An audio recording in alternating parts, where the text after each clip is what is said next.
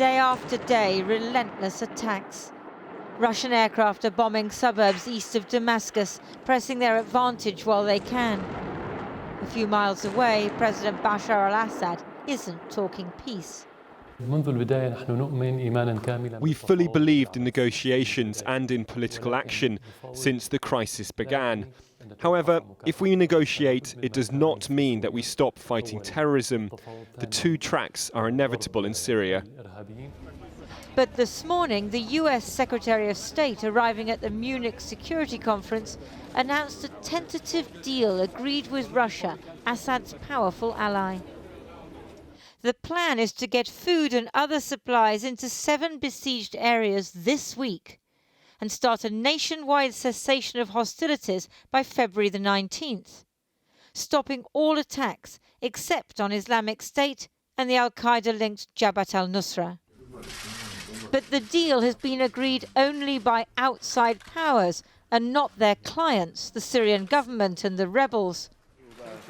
Saudi Arabia has suggested that if the Russians don't stop bombing, they will send their own ground forces and supply rebels with anti-aircraft missiles to defeat Bashar al-Assad. In Syria, we are working to bring about change, political change, if possible, to what is happening in Syria in order to remove a man who is responsible for the murder of 300,000 people, the displacement of 12 million, and the destruction of a nation.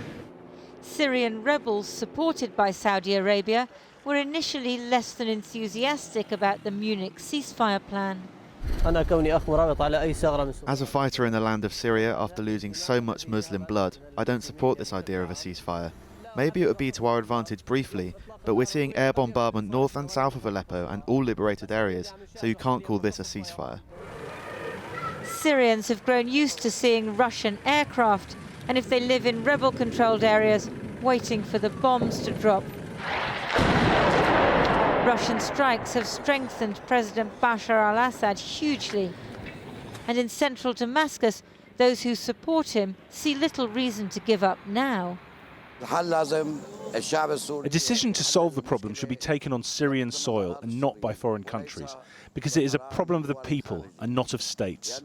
As a Syrian citizen who lived through this war and knows all its dimensions, I would say I'm against such a ceasefire until the army conquers everywhere. Those who live under bombardment, besieged by government forces, can only hope and pray. Nothing, they might think, could be worse than this. But if the ceasefire fails and Saudi Arabia sends troops and more weapons, the conflict will escalate further and could even widen beyond Syria's borders.